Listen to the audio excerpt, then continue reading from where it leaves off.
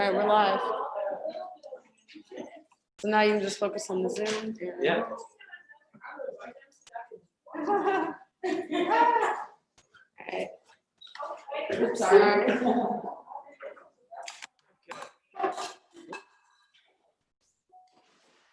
My bad. That's actually almost named Hello, Alex. everyone. This is Ty from Don't Shoot. Thank you for being here with us today.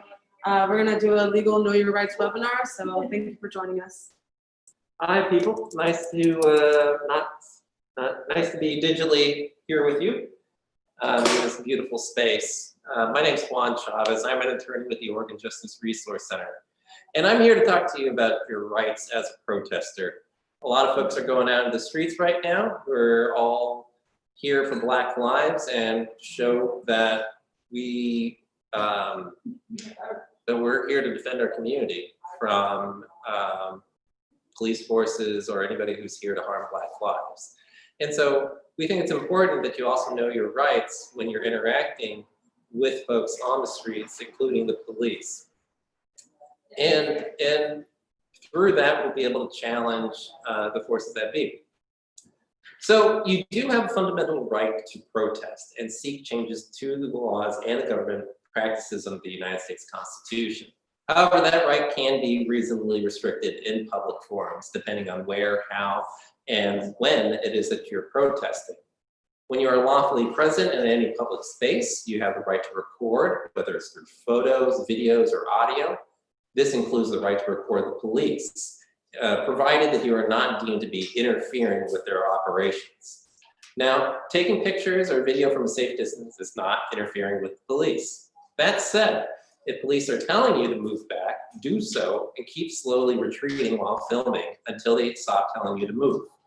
Everyone else at the protest also has a right to record, which means that they could take pictures of you as well. Simply being at a protest is your consent to be recorded. The person who takes the image can decide how to use it, including sharing it on social media. So here's some tips to prepare yourself for protesting. Before you leave home, make sure you're stocked with water, snacks, and any medications you need. Write on your body in a marker that won't rub off any phone numbers of one or more jail support organizations.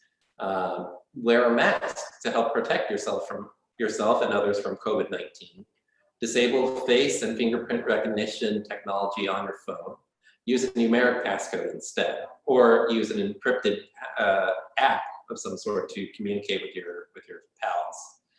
Leave jewelry, valuables, drugs, and weapons at home. Bring a buddy and stick together. Also, don't interact with the police as far as possible.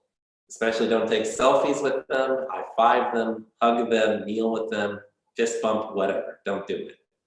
So let's talk about the police now and what they can and can't do to you at a protest. Always remember that there are a lot of things that the police are not lawfully able to do, but do anyway. For instance, police can't lawfully use force against protesters who are simply expressing themselves. If police are violating your rights, always assert your rights, but understand that you have to deal with it later. Fundamentally, this is a system, the court system and policing. It's meant to maintain the status quo. And as we know, the status quo is white supremacy, colonialism, all of the things that were brought to this country when it was stolen. Always remember that there are a lot of things that the police will try to do and try to extend themselves beyond. So listen carefully to what police say during the protest. They are required to give you a chance to leave if they tell you to leave. If you're concerned about getting arrested, move away, walk across the street, leave the immediate area. That said, you might not get a warning. Shutting down a protester in order to disperse must be a last resort for police. There should be a clear danger of riot, or if the interference with traffic, unlawful activity, or another immediate threat to public safety causes public alarm. The order needs to be clear and audible, including how much time you have to leave, which way to go, and what happens if you don't leave. There's a lot of folks out there with hearing impairments or vision impairments as well. Unfortunately, the police, we have seen have been violating the rights of our disabled comrades for some time now, and hopefully that's addressed soon. But be as aware of your surroundings as possible. If you don't have to ask the police questions. You don't have to show them ID unless you're driving a car. If the police stop you, ask if you're free to go though. If they say yes, calmly walk away. If they say no, ask why you are being detained. Police must be able to put their reasonable suspicion of your alleged criminal activity into words. If the police are detaining you with reasonable suspicion, stay calm, as difficult as that can be. Keep your hands visible and away from your body. You never have to consent to a search of yourself or your belongings. Indeed, say, I do not consent to a search. However, police are allowed to pat you down or anything or look into things that are within your reach if you're in a vehicle, if they think that you might have a weapon. If you are arrested, they can search you. If police ask to search you, again, say, I do not consent to a search. It can be dangerous or illegal to physically resist the search, but you should not verbally consent. You should say clearly that you do not consent, because silence gives police consent in some circumstances. Police can't confiscate or demand to see your recordings that you took during a protest unless they have a warrant. They can't delete data under any circumstances either. Courts have upheld that cops can say pretty much anything to a detainee they are questioning in order to get information. Cops can and do lie. That includes telling you that they already have information about you, or that your buddy sold you out, or that they saw you doing something that you weren't doing. They can lie to you. So if you get arrested, don't say anything other than you are asserting your rights to silence. Ask for a lawyer immediately.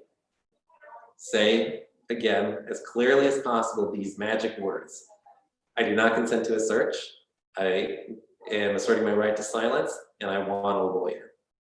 Those are the three things you should have at the tip of your tongue whenever you're interacting with officers. So know that even if you have chosen to remain silent, you do still have to answer some questions when you're being booked. Let the officer know immediately if you have any medical needs that need to be addressed if you're being detained for a long time. So this is also important. Do not sign anything that waives your rights or makes any admissions about your conduct at a protest without an attorney present. There are some forms that you sign when you're being released from jail, or if you're asking to be released from jail.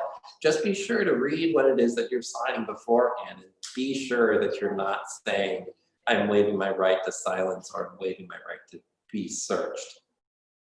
Do not tell the police your immigration status if you are worried about immigration consequences. You are not required to, and they shouldn't be asking here in Oregon anyways. And you do have the right to make a local phone call. If you call your lawyer, the police cannot listen in. But if you call anyone else, they can, and it may be recorded and used against you. So here's what you should do after you experience police misconduct or abuse. Write down everything you can about what happened and who was present. Take pictures or videos to document your injuries. If your clothes are damaged or destroyed in some way, save all your clothing in a plastic bag. Don't wash it. It could be evidence later if you wish to bring a lawsuit. Keep hold of relevant documents or information such as medical records. Think about who witnessed what happened and might be willing to give an account of what they saw. But by doing all of these things, it should be known that you're creating evidence that may be useful to you if you file a legal claim. But remember that evidence could become public later in that lawsuit, and that you're going to likely have to give that to the city or whichever organization you're suing. So just keep that in mind as well. Now, you do have 2 years to file a lawsuit against whoever it is that abused you. Know, though, that if you wish to sue in state court with state tort theories, like let's say battery, negligence, intentional infliction of emotional distress.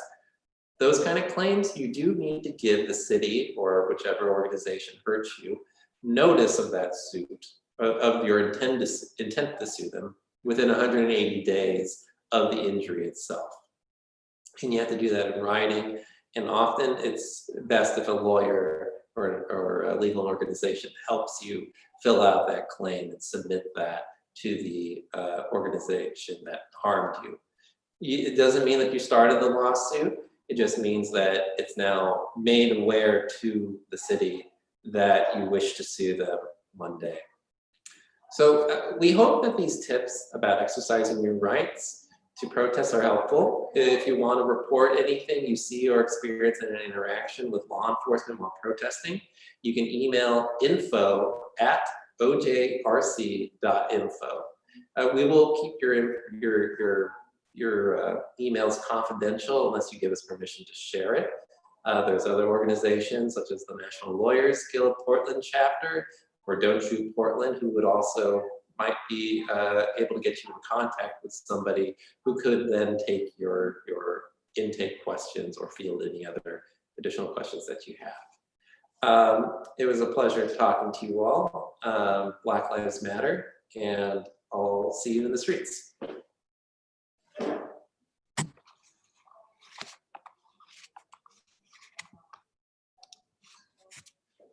Those were effective press letter. What's that? Those were press letter. Is that live? All right, I get stopped. Oh yeah. Yeah. Oh wait, should I go back on? Is there a question answer? Okay. Well, I think actually it was, saying there'll be questions and Okay.